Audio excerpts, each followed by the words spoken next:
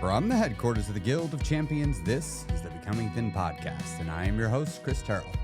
And welcome to another week of your weight loss quest. How did this last week go for you, champion? What new challenges did you encounter? But more importantly, what failure did you go through, and what lesson did you get from that failure? Come on now. Don't let a perfectly good failure go by without you getting your lesson. That's your reward for your troubles, after all. Now, if you're new here, I've lost 125 pounds myself after an entire adulthood chronic yo-yo dieting.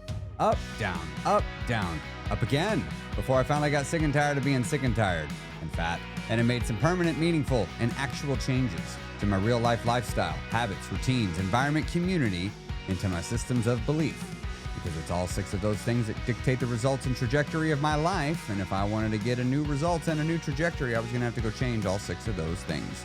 Now I'm here each week to help you make those same changes in your life so that you can get the body and life of your dreams exactly how you want it to be. Not how I think you should have it, but how you do. So I've been making some changes to the podcast, as you know, over the last several weeks, where I'm doing more where I'm having segments, doing more where I'm taking listener questions, and I've been really enjoying it. It's been fun to produce the show a little heavier, going beyond just like producing a monologue heavily. I do a lot of that already, and I like the creative challenge that the podcast poses for me. It gives me a, it helps me refine communicating weight loss, because I have to really think about it to make it work. And I've been shifting a lot of my weight loss information to be something that's more true to what I think I actually did on my weight loss journey, but also that helps the real core of the problem. You know, when I first started teaching weight loss, you go back to the beginning of my podcast. What was I talking about? Right away, like, Seco. Because I knew people are going to want that. I'm so used to people just want mechanics right away. That's what they're chasing early and fast. But I kept running into something where people would lose weight, they'd have some success, and then, check in on them later, and they went back to how they were, and they started gaining all the weight back. And I was like, well, what gives, right? Like, it was working. You were seeing, you were losing weight. We weren't overwhelmed. It was not a problem. You could see this was easy. It was slow, but it was easy. And, what happened? I don't know. And I'd see it again. What happened? I don't know. And then I started asking more questions, though, getting deeper. Because I'm like, let's not just assume they're lazy. I'm not going to assume that, because I wasn't lazy, and I kept doing it. Like, they're doing the same thing I did. I'm like, okay, well, what did I do that they're not doing? And the thing that I discovered was, over the last several years of helping people lose weight, is that I was working on my emotional eating first, day 0. Like, I was working on emotional eating right away. Working on it doesn't mean I figured it out. It took me a long time, years to figure it out. But I started working on it. I didn't call it that. I called it other things. Like, I'm going to stop I'm going to stop solving my problems with food. Like, that's what I called it. I didn't say I'm going to give up emotional eating. I knew, I was aware. I used to joke about it. I'm eating my feelings, I would say. I'm stress eating. I'm like, well, let's cut that stuff out. And so I've come to see that for so many people, this is something that needs to be worked on. If you've been struggling with obesity for your entire adult life, at least so far, I haven't yet met anybody that emotional eating isn't playing a role. It's there. And what's really interesting, and I've been saying it the last several podcast episodes, many people don't know they're an emotional eater, because in their mind, they have this caricature of it painted, or they paint these pictures in their mind of binge eating. And don't get me wrong, binge eating is emotional eating, but binge eating disorder is something very extreme. As in, it's on the extreme end of the spectrum. There were a lot of things that came before it that were problematic. And that's where the emotional eating gathers all that stuff up too, as a type, as a motive, a collective grouping of food. Food I'm trying to eat for emotional reasons that doesn't have anything to do with sustaining my life, keeping my body going. I was doing emotional work right away. And if you want to lose all your weight and keep it off, and if you've struggled with obesity for your entire adult life, you're probably going to need to do this too. You're probably also going to need to do the emotional eating work. So the last few episodes, if anything's been striking a chord with you, that's probably a sign that like you probably you got some work to do. And that's okay. That's okay. Nothing wrong with it. Now you know. Isn't that what you've really been looking for this whole time? You never really were afraid of the work. You were just afraid of putting work into something that needed to be done. I assure you, this needs to be done. This is going to help your long-term success. Because the emotional eating was what was contributing to your weight gain, and it was sabotaging your weight loss. It was hitting you on both ends. Emotional eating was creating the problem, and because it was creating the problem, often it was left untacked. The emotional eating was sabotaging the solution to the problem created by the emotional eating. You go back to the emotional eating, you stop making the problem worse. And whenever you're losing weight, you actually can get some success and keep it, because the emotional eating is what was contributing to the weight gain anytime you paused weight loss. So when you're deeply thinking,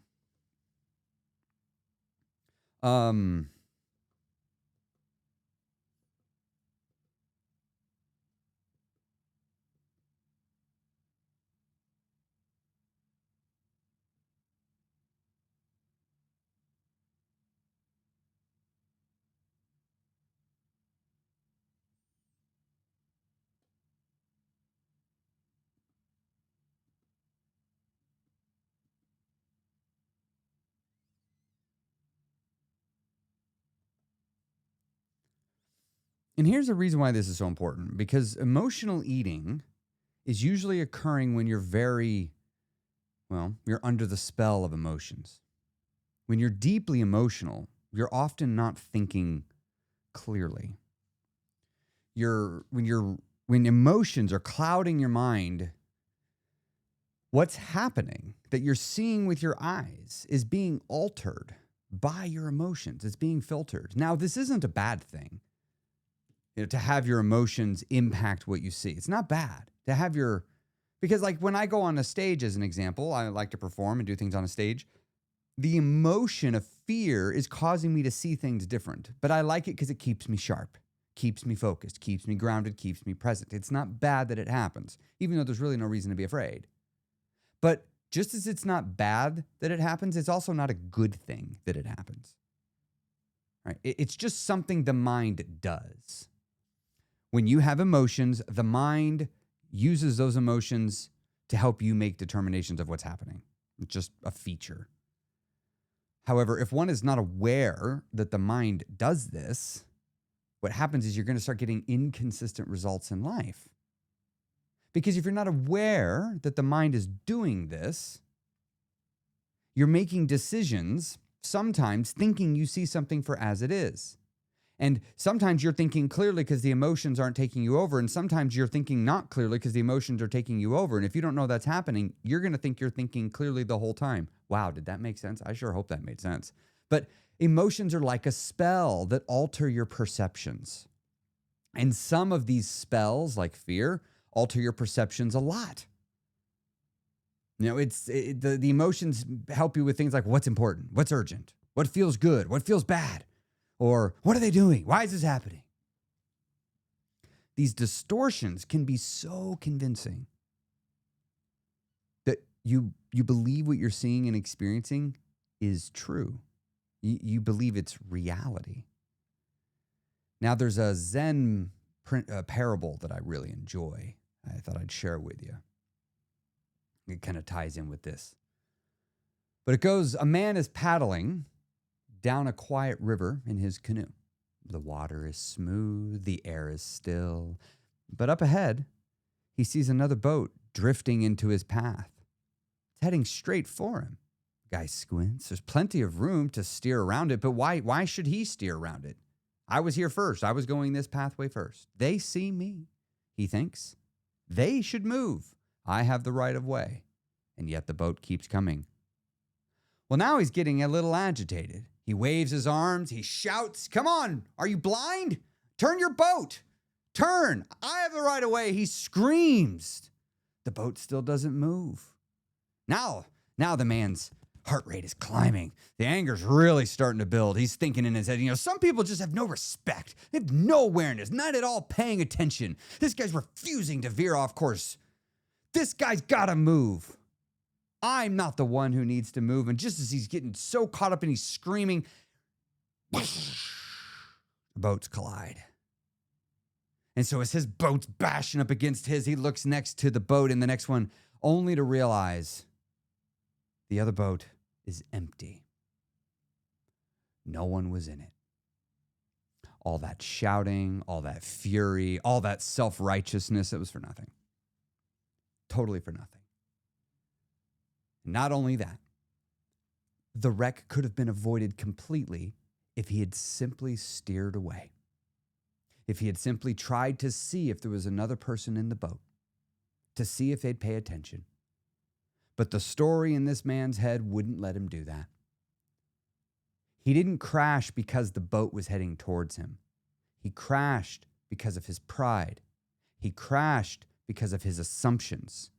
And his assumptions were colored by his emotion whispering that he was right and they were wrong. The anger didn't come from the event itself. The anger didn't come from the boat heading towards him, even though that's what he thought it was. The anger came from the meaning he gave it. The danger wasn't the emotion of anger.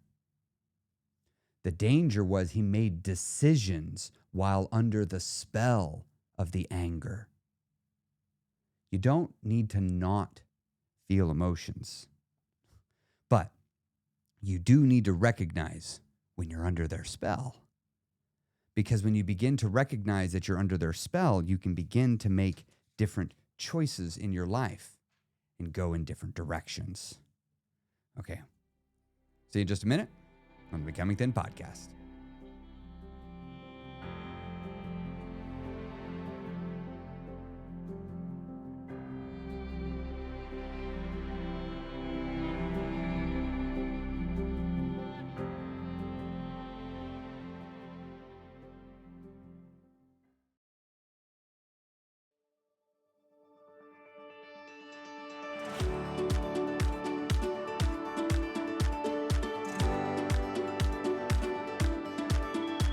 Hello and welcome back to the Becoming Thin podcast.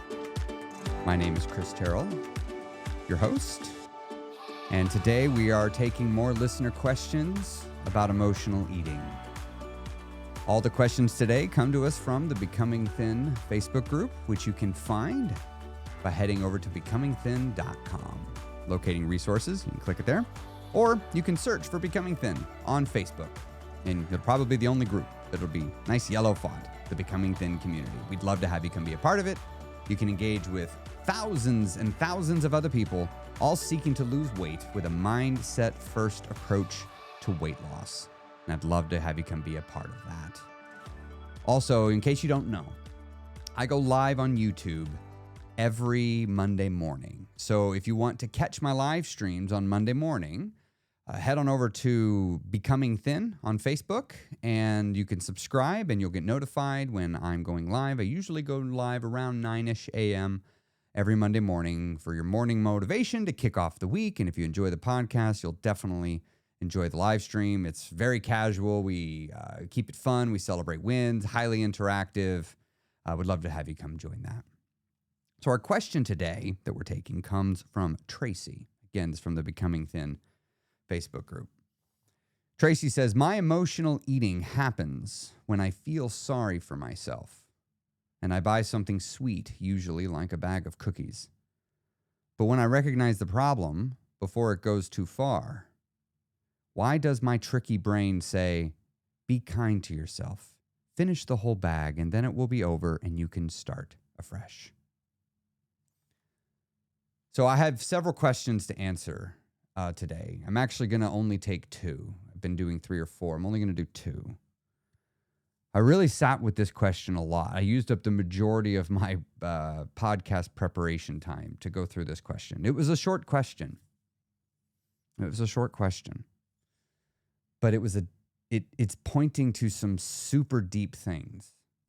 And my initial reaction was to give you the surface answer. It was quicker and easier to prepare for.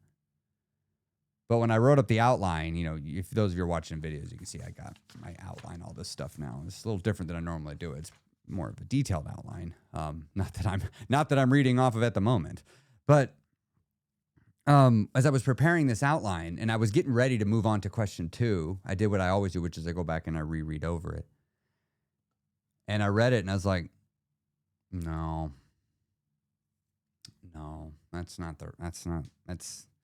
if I were the listener and I got this question, I don't know that I'd be happy or got this answer.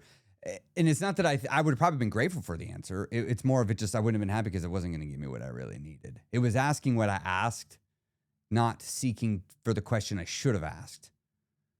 You know, as an example, a lot of times people will ask me, Chris, how did you lose all the weight? I'm like, no, you're asking the wrong question. The question is, Chris, how did you become a thin person? How did you stop gaining weight? Like, that's the better question. I know you don't even know to ask that question. You ask the question you know, which is how do I lose weight?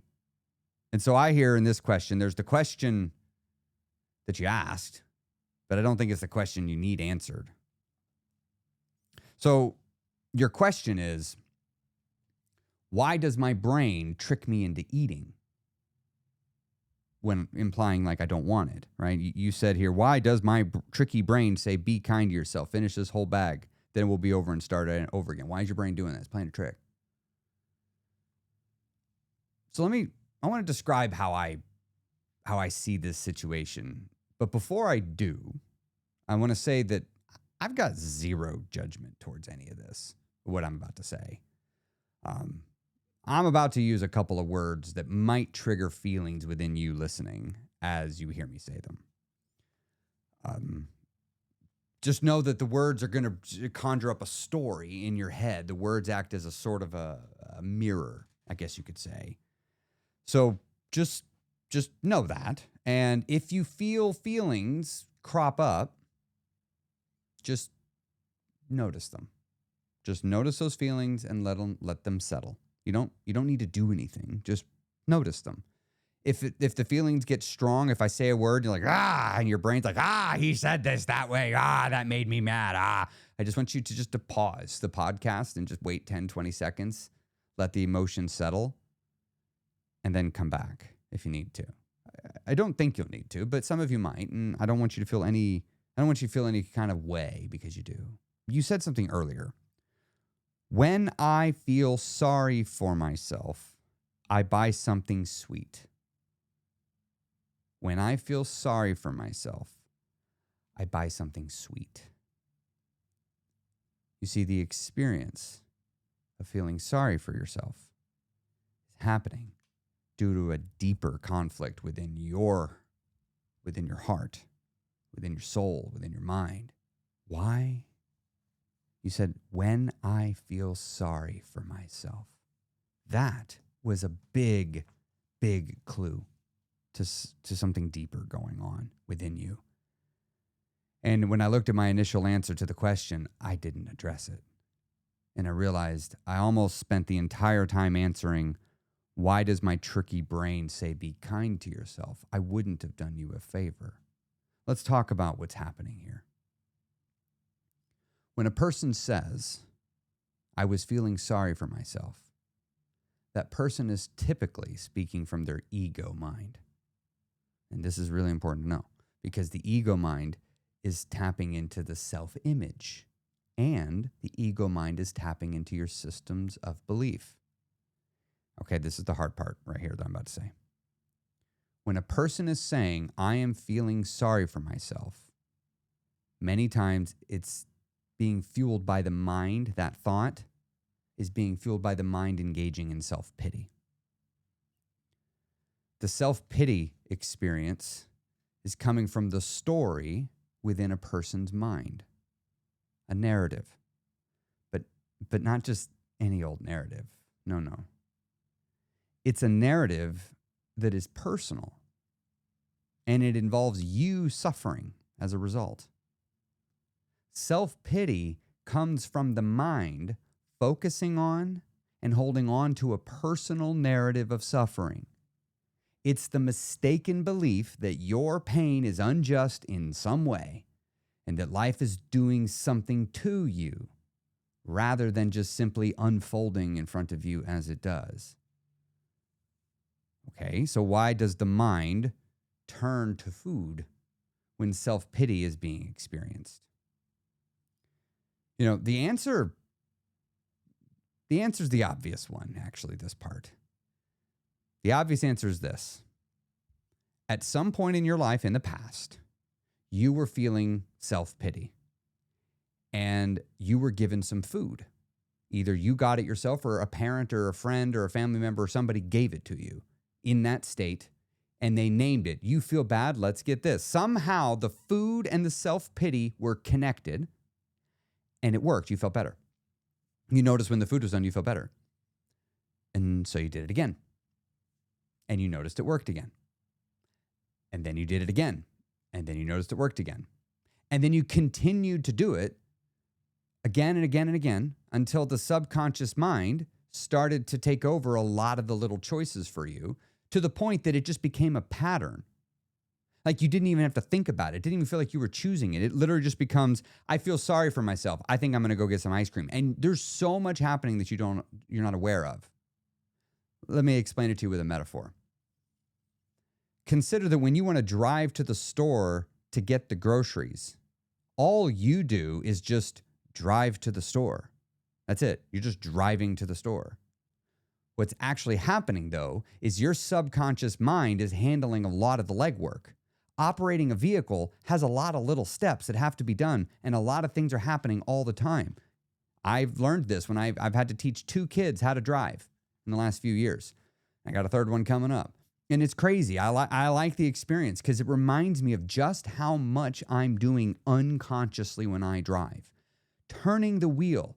It was kind of cool that I had to break down turning the wheel to one of them. One of them I had to kind of show him because he struggled with that. Another kid struggled with lane changes. Like, I noticed they had different things they struggled with. And I'd have to take that struggle and break it down into its individual components and help them build their confidence up so they could do it. And I'm just sitting there thinking like, wow. And I just do all this without even thinking. I'm just not even thinking about it. But I'm like, well, but when I think back to my first car, which was also a stick shift, I had to think a ton. Fast forward a year later, I wasn't even thinking about the stick shift.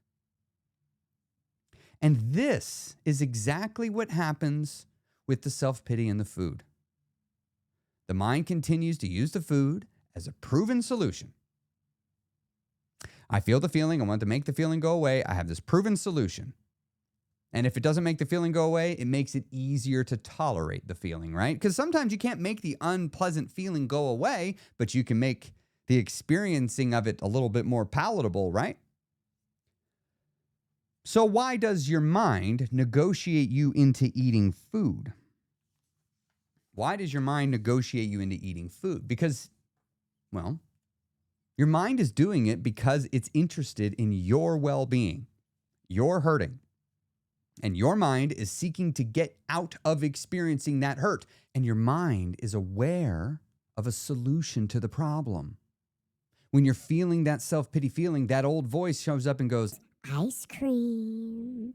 We'd like some, my precious. And you're like, ooh, maybe I will. See, for you in that moment, though, your mind is aware, I'm in pain, I don't feel good, and ice cream will make it feel better.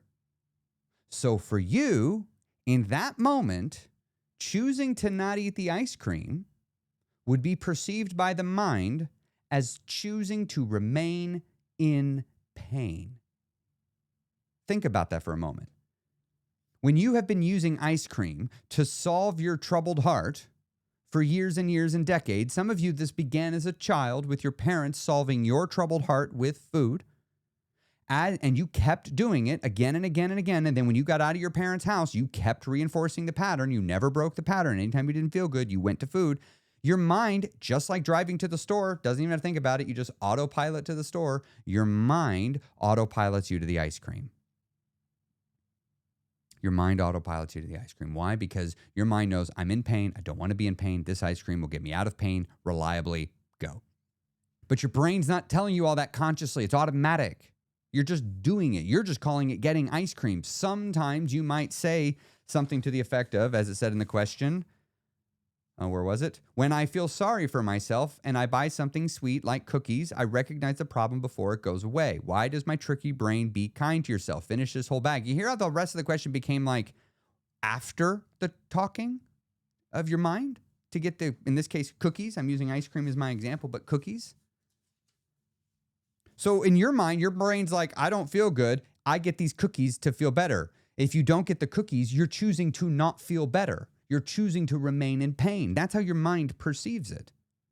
And that was the original answer to my question, was to talk about that part. But, and look, so I could have taken the podcast episode or this question in two different ways. Option one, dig into this and help you come up with alternative coping strategies.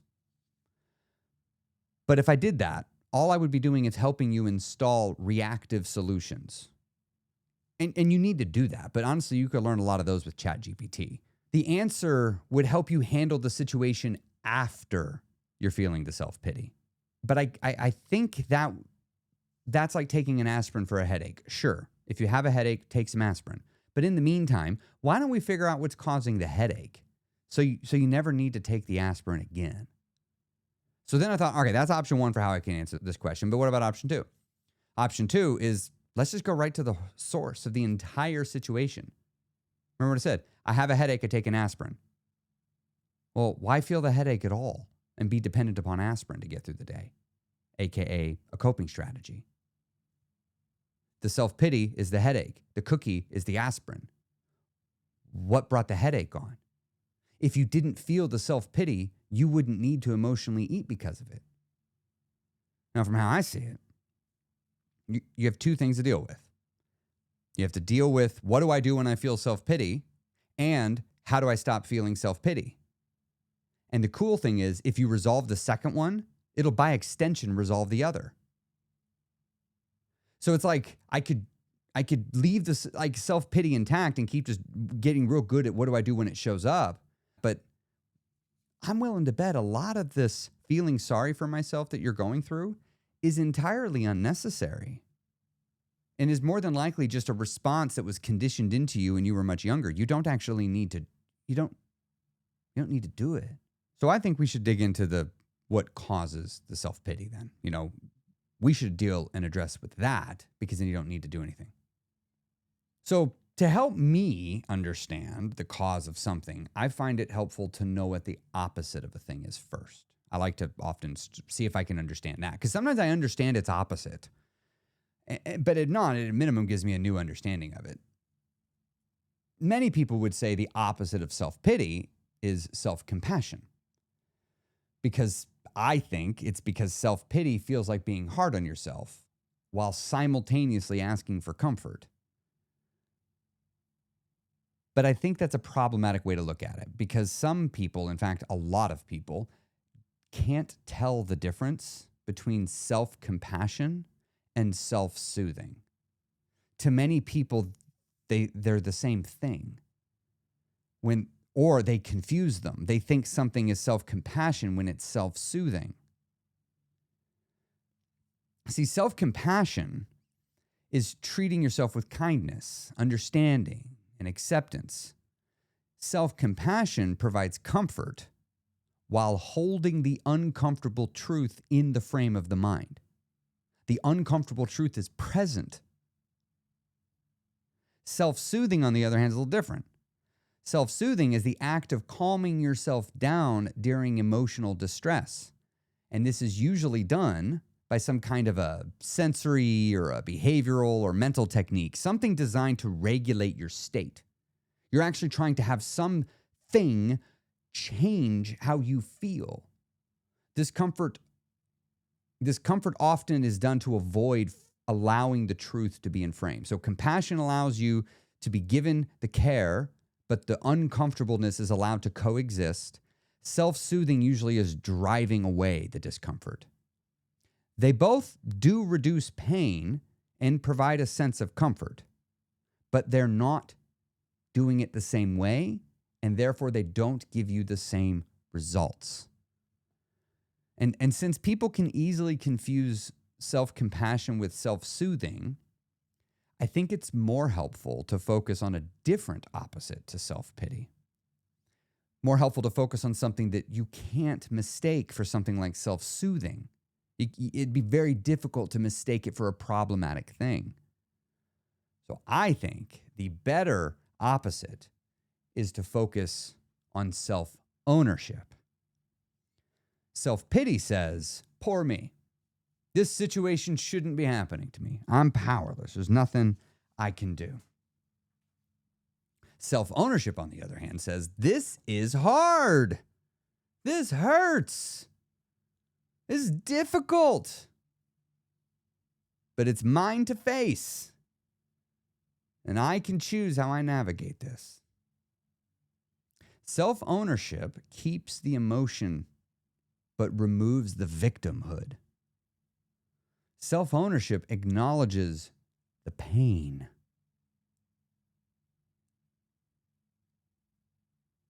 And the feelings. And doesn't act like the pain and feelings shouldn't be there. Space is held for the pain and the feelings. The space is held because these emotions are a part of the self. All emotions are a part of the self. And pity, self-pity, involves blaming someone for the cause of the problem. Ownership involves taking charge of the solution.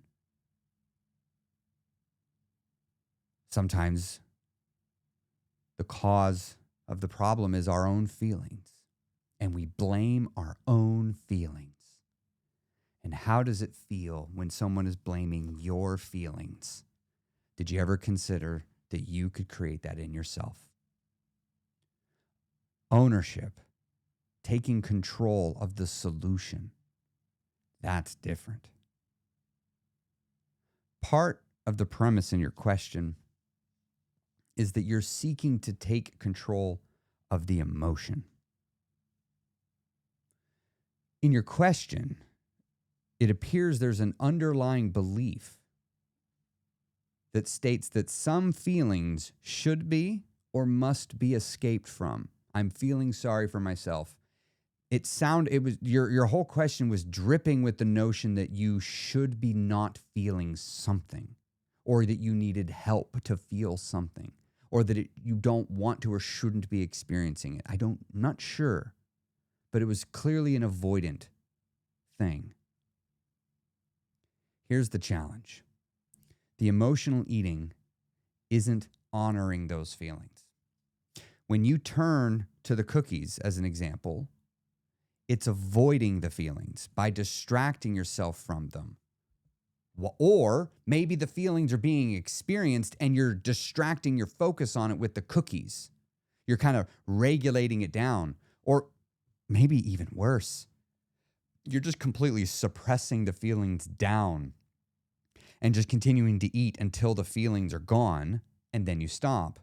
And then you just move on as if nothing ever happened.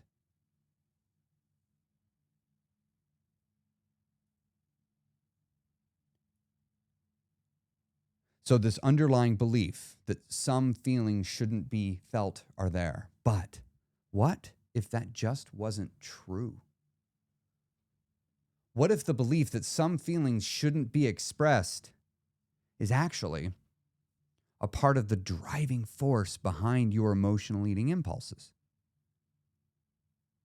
What if in your head, in your mind, there were no bad emotions, just pleasant ones and unpleasant ones, comfortable ones and uncomfortable ones? What if no emotion was given the label of good or bad? What if all emotions were just looked at as natural, neutral, none good, none bad, none righteous, none evil, just emotions, all of them deserving expression and to be witnessed? Feelings want to be witnessed, but do you know who your feelings want to be witnessed by first of all? You. Your feelings want to be felt or want to be witnessed by you.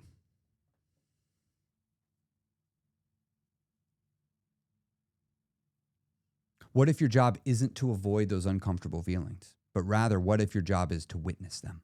What if that's the truth? What if what I'm saying here is true? So where does all this lead? What am I building to? Well, it leads to this. The real objective isn't to fix the feelings. I'm not trying to get you to fix any feelings. What I want you to do is to allow them to exist without shooing them off.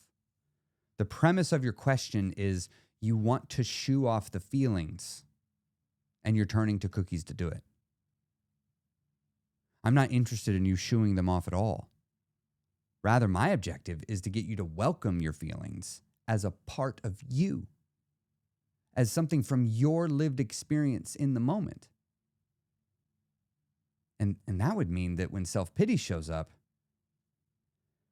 you don't have to shove it aside. You don't need to drown it in cookies or distract from it with a phone or a Netflix binge. You just notice the feeling. Just say, there you are. I feel you. I see you. You let it rise and pass. Every day, almost, probably 80% of the days, for the last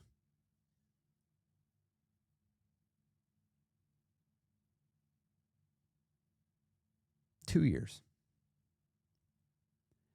usually in the evening when I'm tired,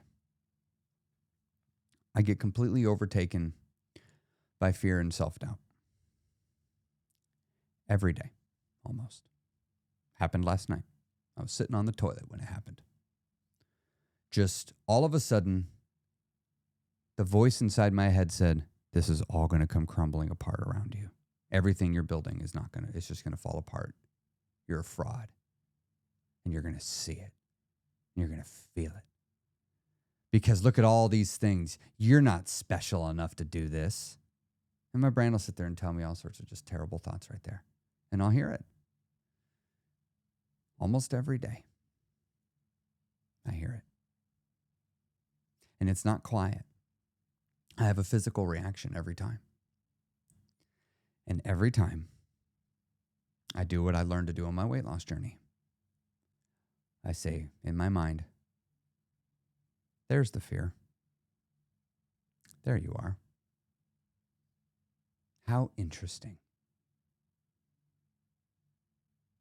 Let's see if I still feel this way in the morning. And if I do, I'll decide then. And then I do nothing. And I don't show it outwardly. I don't suppress it. I let it wash over me within me. I describe it like the fear showed up in the top of my head and it whooshed all the way down to my feet, and it really hits the heart on the way down, and then it whooshes back up to my head. And it fills my body with this fear feeling. I don't run it away, but I don't let it take over either. I just experience it. I don't describe it. I don't hold on to it.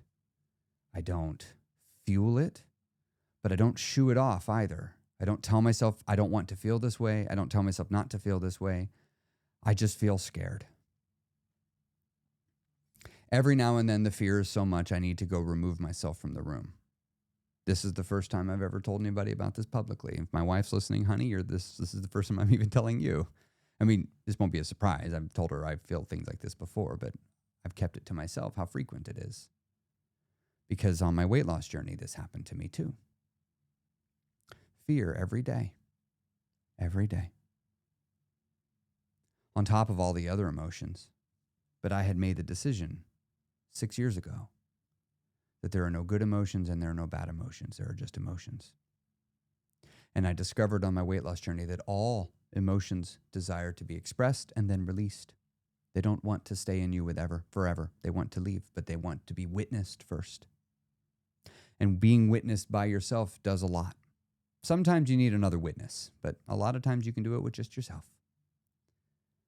And you see, the whole pattern of emotional eating is built on the belief that some feelings must be escaped from and avoided. But those emotions are you that you're avoiding. When you are saying some feelings must be escaped from and avoided, you are saying some parts of you are not worthy of existing, that they should just be gone. And you're going to pretend like parts of you don't exist. And when you reject these parts of you with food, you're rejecting yourself. Emotional eating to avoid your feelings isn't self-care. It's self-harm. It's just slow and with a nice name that lets you pretend you're doing something good for yourself. But once you stop running from those uncomfortable emotions,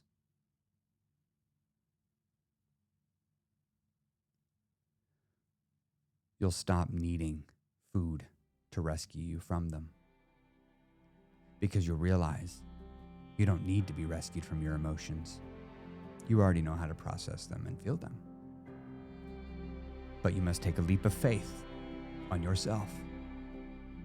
So next time you feel the urge, you're feeling sorry for yourself and you want to buy something, I challenge you, do nothing. But don't run the feeling away. Feel it, express it, witness it to yourself. Let your feeling be real. This is the Becoming Thin podcast.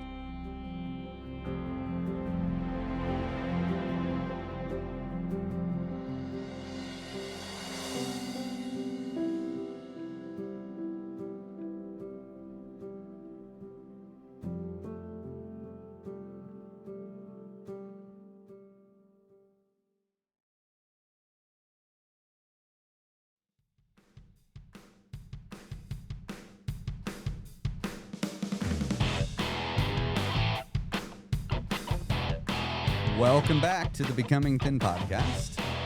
I'm your host, Chris Terrell. And if you've enjoyed the podcast, please consider giving it a rating and a review on your podcasting platform of choice. And if you listen on Spotify, I would love it if you left a comment down below. I do read them. I enjoy them. And if you're in the Becoming Thin Facebook group, leave a comment in there. Tag me if something stands out to you in an episode. I do read them. I'm a busy guy on the internet. I don't always have time to respond and comment. Sometimes I'm reading on the fly as I'm doing things, but I do read them. So I love hearing your feedback on the podcast. And your feedback lately has been directly helping the show take the shape that it's taking as it's evolving forward into its next version. We're going to take one more question today, and then we're going to wrap up. This one, I decided to do something a little different because of the way the question was. I read it and then did no preparation. So all the questions I've been doing the last several weeks, I prepare ahead of time. We're going to go off the cuff for this one because I thought it'd be fun. Danielle asks, the other day, someone I just met was unexpectedly mean to me. I went to have lunch of chicken and salad right after the incident, but ordered an apple bread pudding after that to console my wounded heart.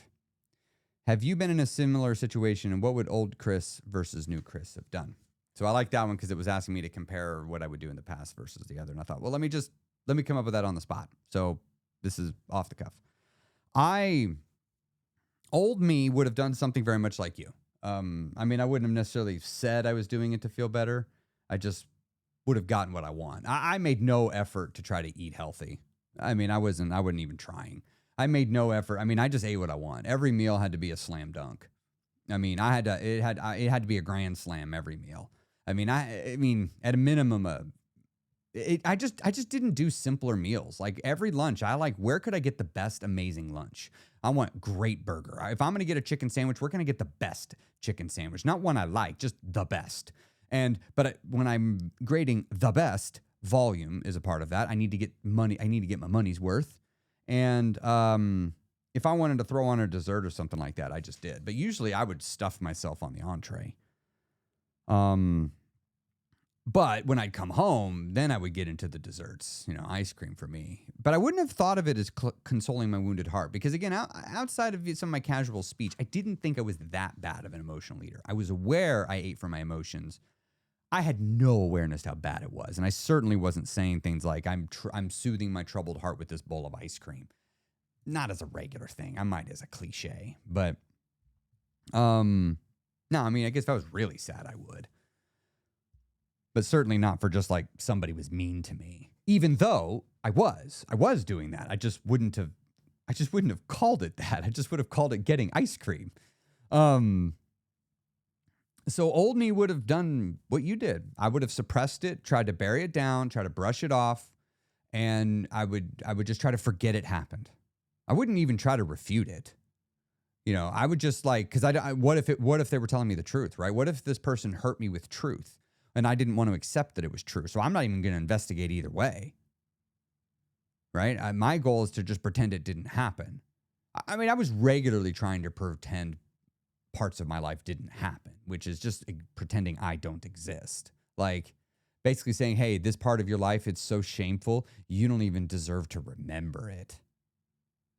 And it's like, wait, I don't deserve to remember that somebody hurt my feelings? Like somebody harmed me? I don't deserve to remember that? Like that doesn't seem right, but that's what I would be telling myself. I know because it happened all the time. People would be mean to me all the time. I was in commercial cleaning. People love to look, some people, y'all are jerks to your cleaning company service. Like y'all forget you'd pay diddly squat. Most people that hire janitorial services, it's champagne taste on a beer budget. Not even that good. I mean, it's ridiculous. People want to pay pennies and then they want to get the top shelf service. And it's like, we do. So, and then they're going to tell you every time you mess up, right? So I was used to regularly just getting nitpicked to death at work. And then, of course, in our regular lives, humans nitpick each other. So I struggled with that a great deal. I had to learn how to handle this differently. When I began my journey, I was much higher up in my position. I had to make much more difficult decisions. Like I was aware that I was disliked. I was aware that I did decisions that made me unpopular. Like I knew that, but that was my job. Somebody had to make the decision. I mean, what do you do when you only have two choices? And both choices are pissing 10 people off? Like either way, the same number of people are getting pissed off and you got to make a decision, right? Well, then you got to look at, well, what are the number of people that are going to benefit? Oh, well, this one benefits more people. So you pick that one, but someone's still getting punished, right? But somebody in business has to make that choice sometimes. In politics, you got to make it. In a family, sometimes you got to make it, right? Sometimes there's just not enough money left at the end, or not enough month left at the end of the money, or there's too much month left at the end of the money. And you got to start making some hard decisions of what you're going to say no to. That just stinks. Like that happens. But I was in a job that had a lot of that. And then I also took a sales job. And look, in sales, you get told no all the time. And then try managing salespeople. You'll find sometimes they can be feisty. So, especially the good ones. Sometimes they can be real feisty. The thing that makes it their superpower that makes them good at sales is real annoying when they turn their superpower on you, their boss. It's real frustrating. Anyway, I had to start developing new strategies for dealing with when people are mean to me. So here's how new me deals with it. So first is I've made some core principle and philosophy updates within my heart and mind. Number one, no one important is universally liked. In fact, they're hated by usually a large number of people. Not like hated. I mean like despised. Sometimes hated enough that people might seek to make them unalive. I mean, first example I like to always use is John Lennon, a singer. What? Martin Luther King Jr., assassinated. Right? These are just two examples of these are well-loved people by many, many people, and yet they were also not loved universally. No one that is important is loved universally, which paired nicely with my inner desire to be a person of importance at the time. Right? At the time, being important was important to me. And so when I was like, well, if I want to be an important person, the price of being an important person is a willingness to be disliked. And I realized I had to make that choice. So I realized that meant another belief had to be updated. My old belief, old Chris believed that being disliked was bad. New Chris believes being disliked is indifferent. I don't care. If I'm disliked, fine. If I'm not disliked, fine. It's no different to me. That's the difference. What I didn't understand at the time is to arrive at the place where I'm not bothered by a person not liking me, I had to simultaneously not care that a person likes me. Like you had to give up both. I didn't know that when I set off on that. It's the same concept like with the scale. Like a lot of people want the scale to have the power to boost their mood by seeing it go down, but they don't want the scale to have the power to bring their mood down by the scale going up. And so people are like, well, how can I only have it on the positive stay and the negative not be gone? It's like, no, if you want the scale to not thrash you emotionally, you have to take away all of the emotional power of the scale. That means you're also taking away its ability to make you feel good.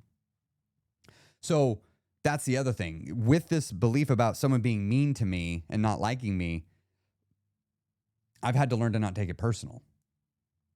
The other thing I've had to realize is it's okay to have somebody forget I'm a human.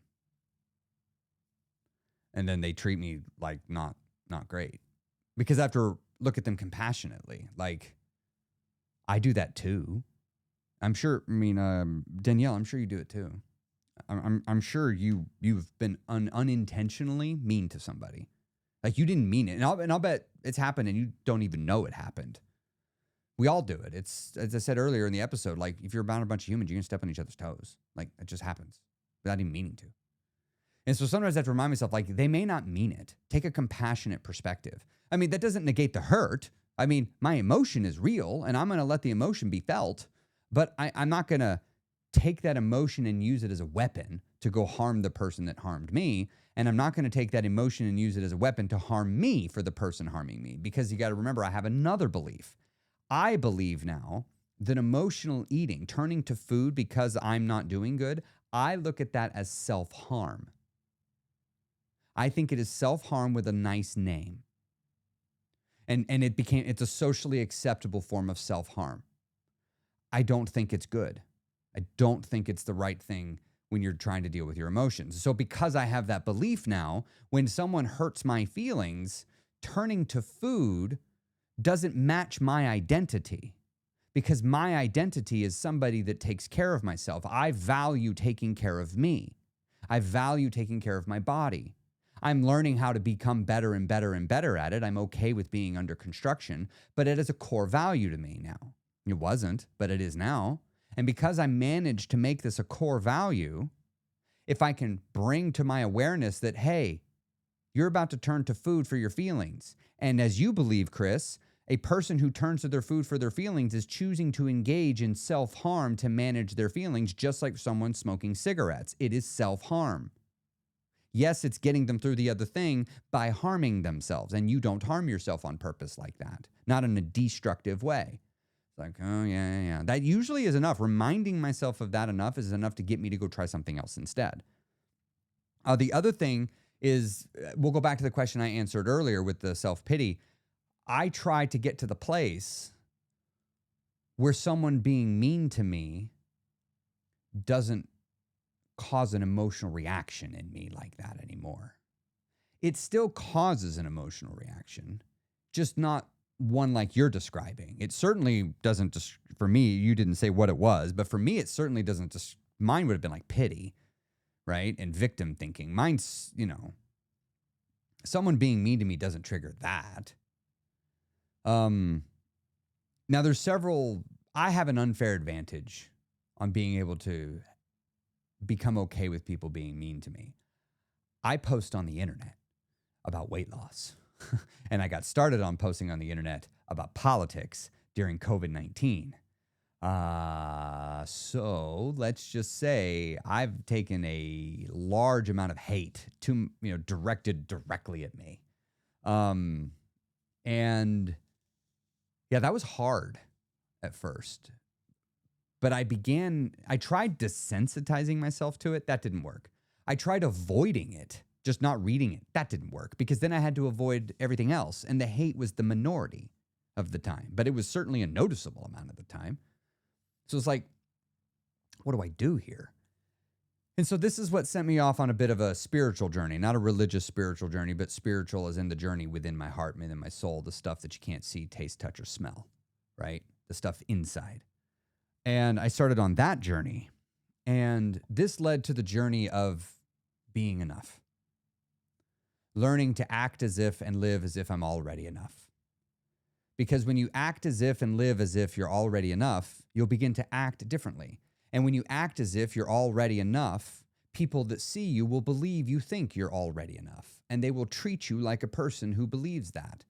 What I discovered is When a person realizes their words don't have the power to harm you, if the person is nefarious, they stop because it doesn't work, or they escalate. And if they escalate, you now know they have malicious intent and you can remove yourself from them.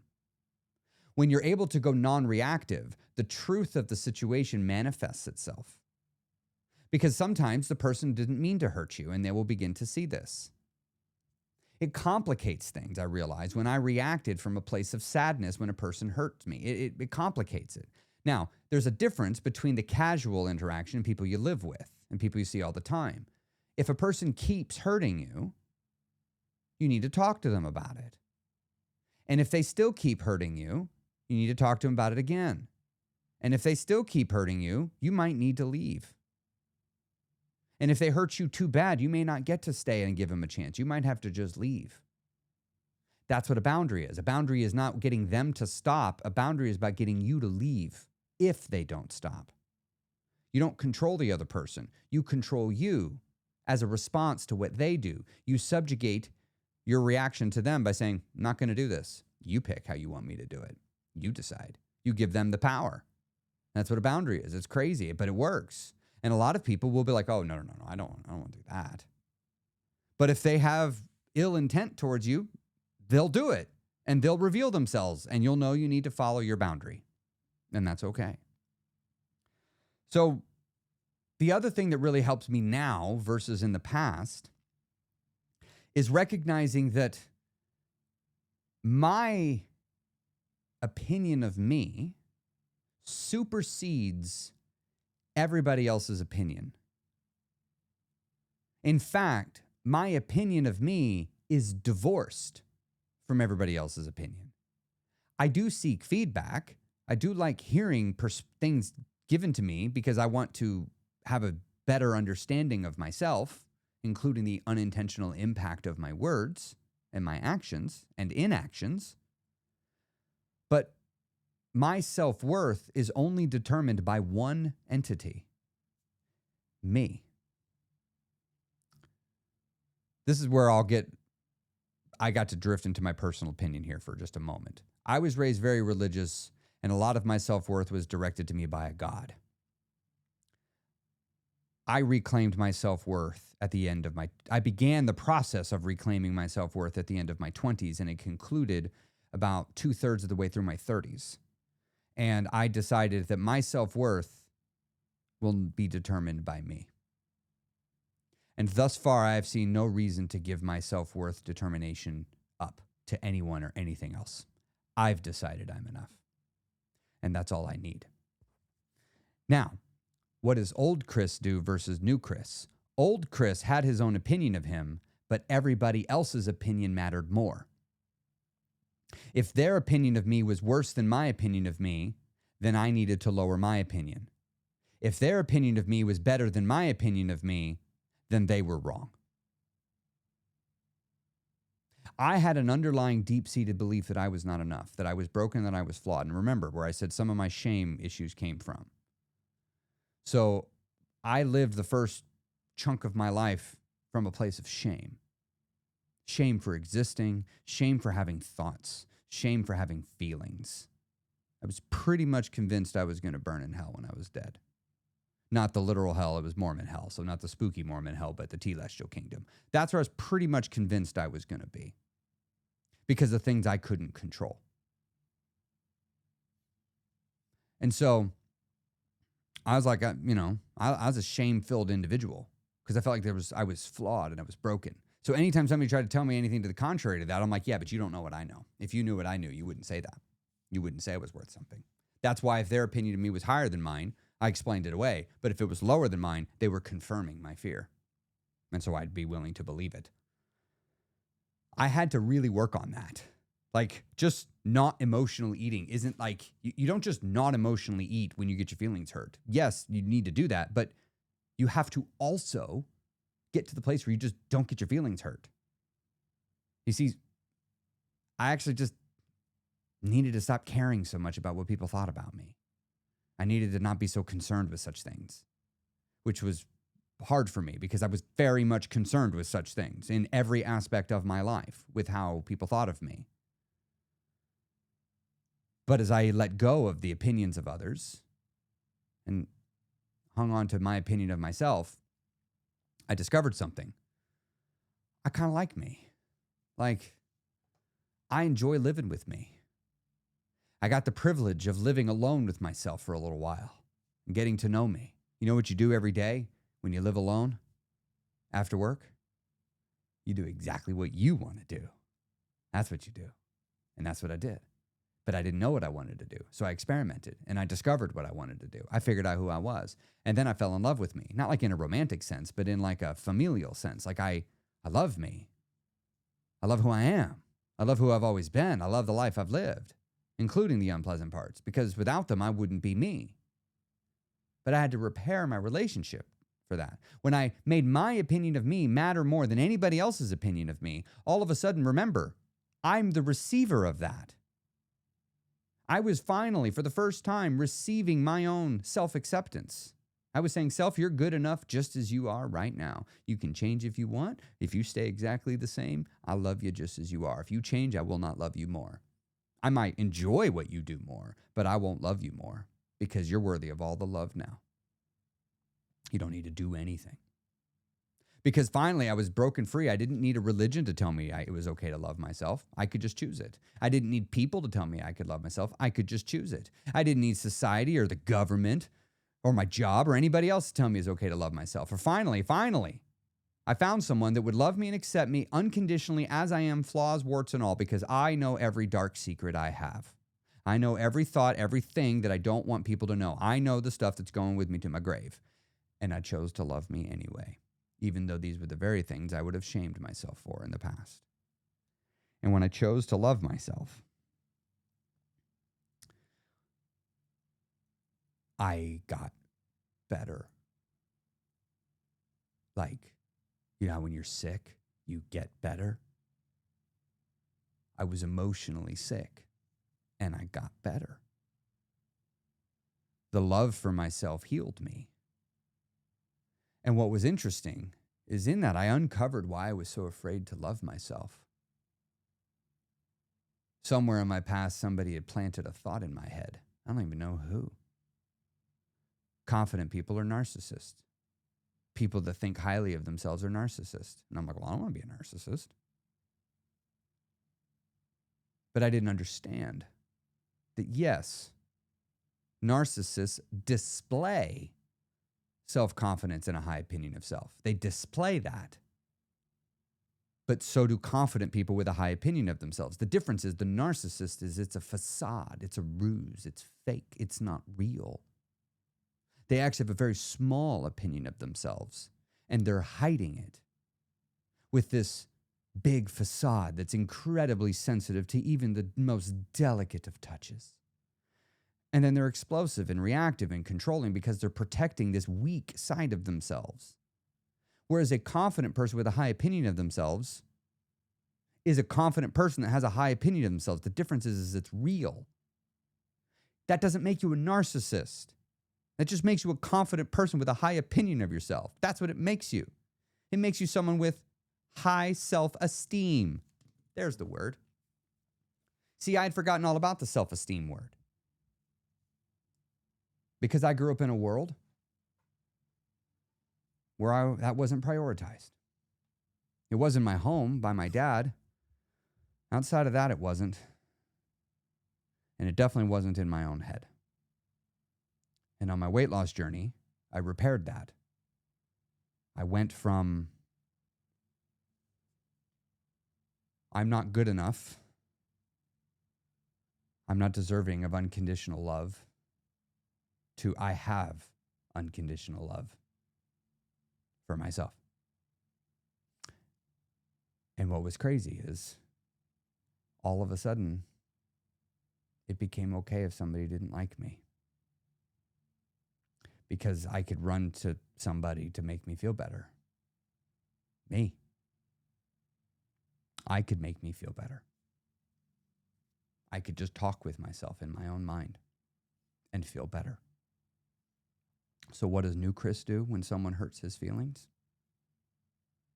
He talks to himself. He feels the feeling.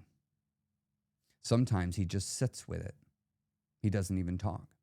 Sometimes he gets in his car. He drives to one of his favorite sitting spots.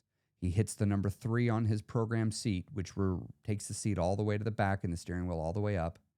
And he lays back and he just feels. He doesn't talk. He doesn't think. Just feels. And then the talking comes. And then the soothing comes. And then the reassurance comes. Then the words of affirmations come. Then the words of self-love and self-care come as I build myself back up and I go get back to it.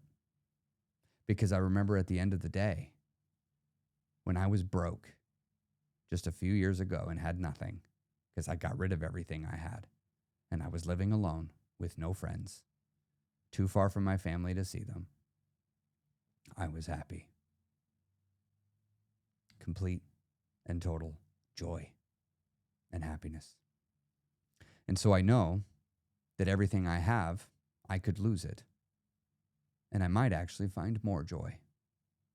Because none of this stuff, none of these accolades, none of these people's opinions of me, approving words, none of these make me happier. Because they don't. They're not the source of my peace and joy. That's not where they come from anymore. But it's where they did come from. Me 6 years ago, it's where they came from.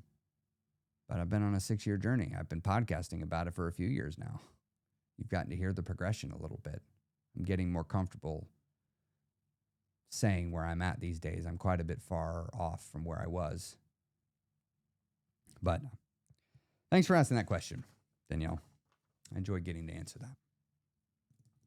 Thanks for being a faithful listener to the Chris Terrell podcast.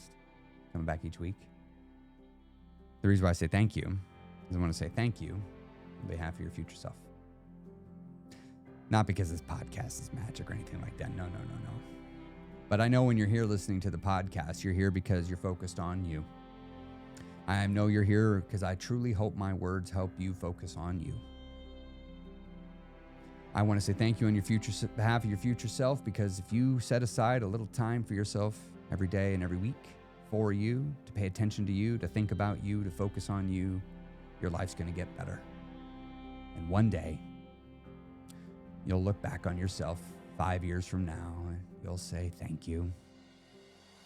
Thank you for everything you've done. Thank you for sacrificing for me. Thank you for planting seeds and giving me this wonderful life that I have. Thank you for choosing to believe in yourself when you didn't even have the evidence to prove that you should. Thanks for doing it anyway. That's what you'll say. And so on behalf of future you, thank you. Now go crush your goals this week. I'll see you next week on the Becoming Thin podcast.